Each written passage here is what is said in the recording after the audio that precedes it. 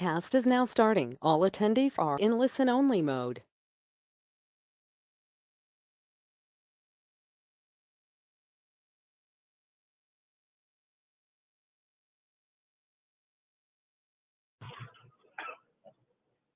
Yeah, who are we missing? All right, can we make sure that Annette is on? Oh, somebody else is, you saw that, Nicole? Ooh, it's gotta be Flynn. Yeah, maybe it is fun. Is it recording? It is, Okay. so that was the problem. Yeah. Okay. Can you all see my screen? Yes. Okay. Who's calling Annette? Okay. Sen's gonna. Louis doesn't have the public for some reason, so John's resending it. So. Okay.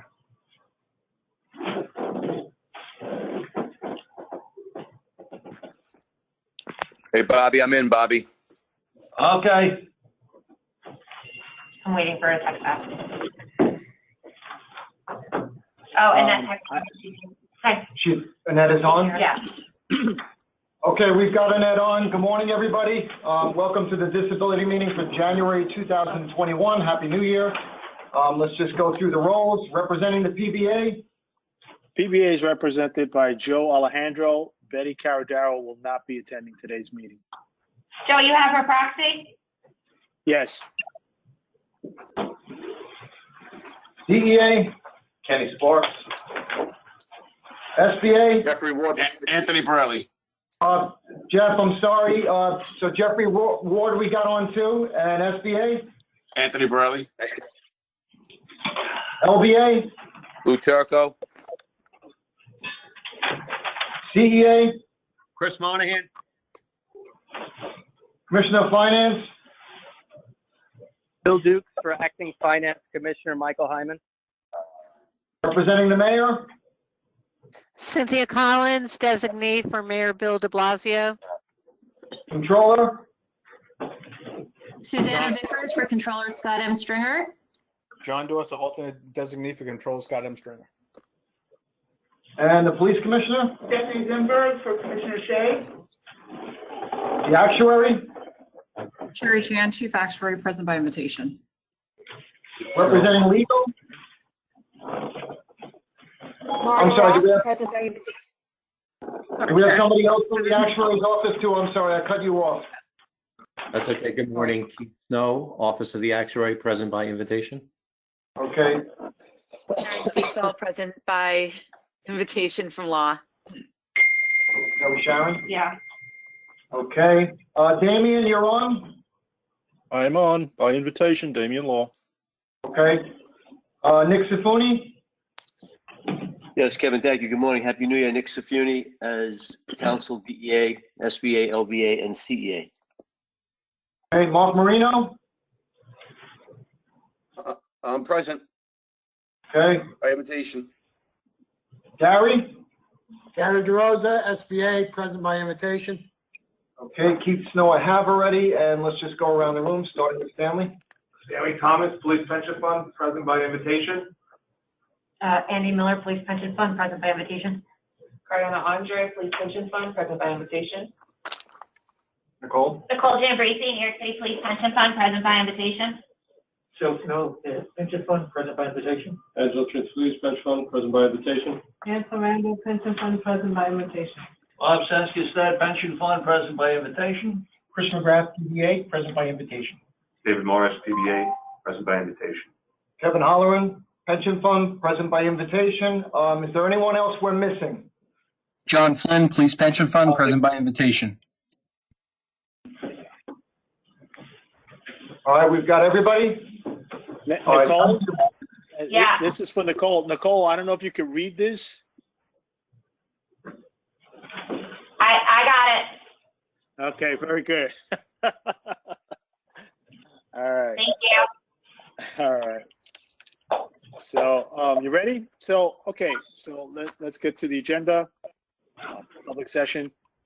Page 1 to accept the minutes of the previous meeting, Wednesday, December 9th, 2020.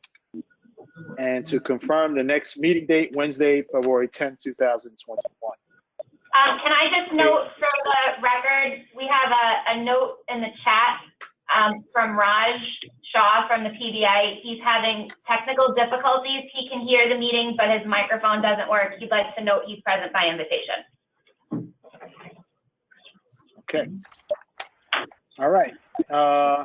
Pages 2 through 5. 2 through 16, Joe, nothing of a controversial nature. Will so move. Okay, very good, Kenny. Thank you.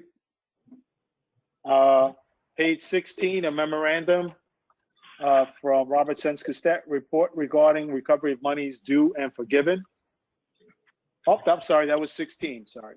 Page 17, resolution regarding interest rate for corrective payments.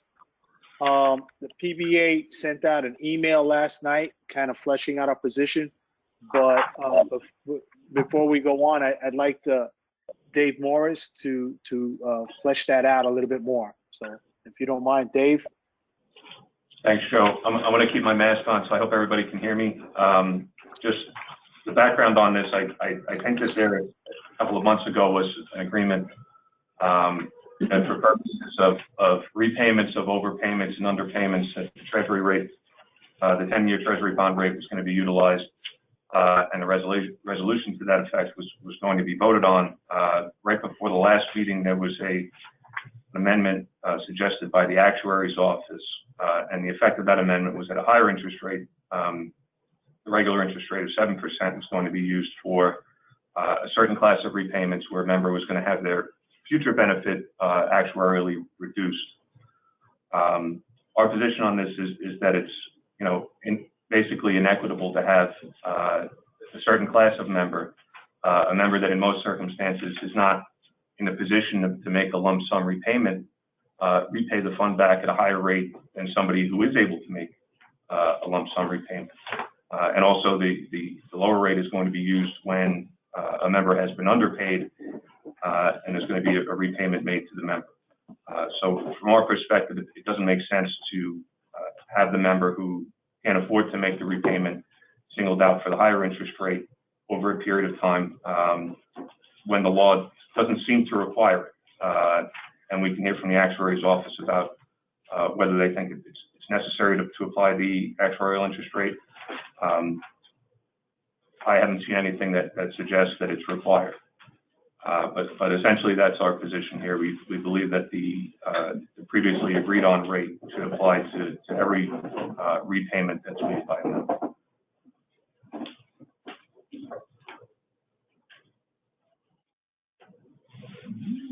Okay.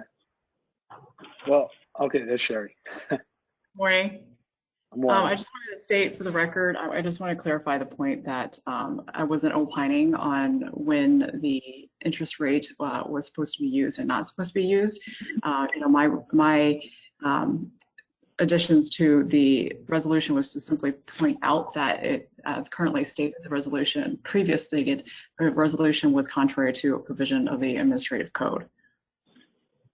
So I'll be happy to clarify any points that were discussed last month that may have led to confusion. But again, I'm not opining or making a suggestion of when certain interest rates are supposed to be applied or not. I was simply pointing out the administrative code.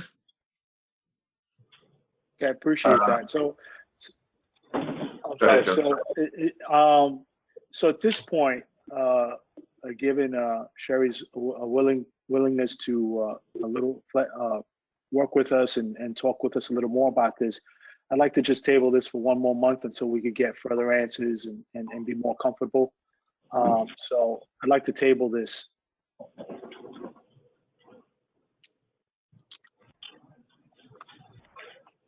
Anybody? Okay, yeah, we have no objections, Joe. Okay, so that'll be tabled for one more month. And finally, 18 through 25, resolution regarding proposed changes to actuarial assumptions and methods. Sherry, do you need presenter role, or you're just going to speak? You can pull it up if you want, if the board wants to see it. I'll just start with my comments. So, as the actuary of the, hold on one second.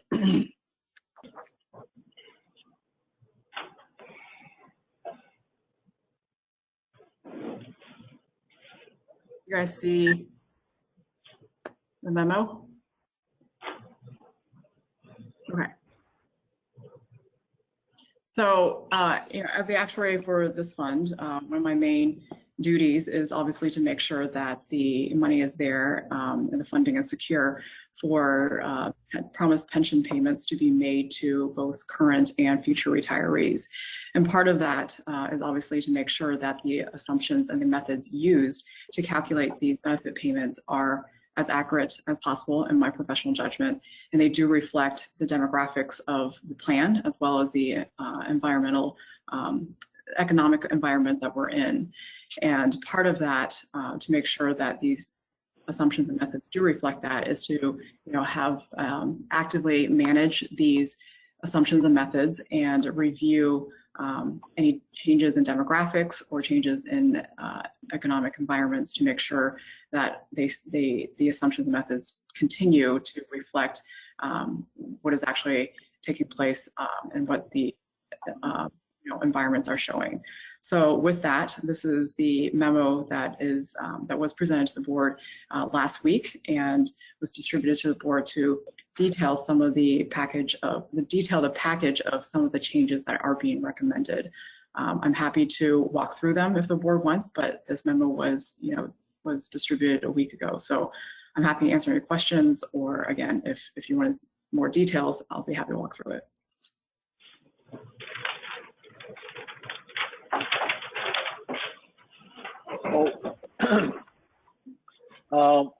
Sherry, I appreciate all the work that you put into the memo. As I explained to you on the phone, we'd like a little bit more time. Obviously, we're going to strip through it and see what is actually how it all works out at the end.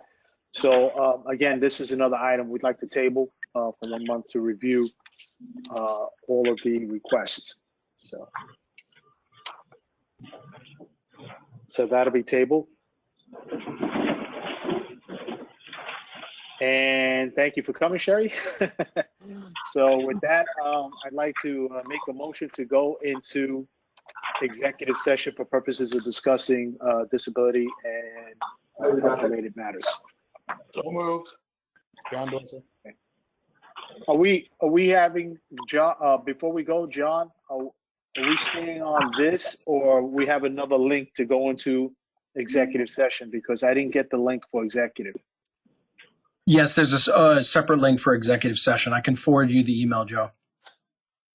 Yeah, please forward that. And then, You got it. so, okay. So, all right. Thanks a lot. See you in executive session, everyone.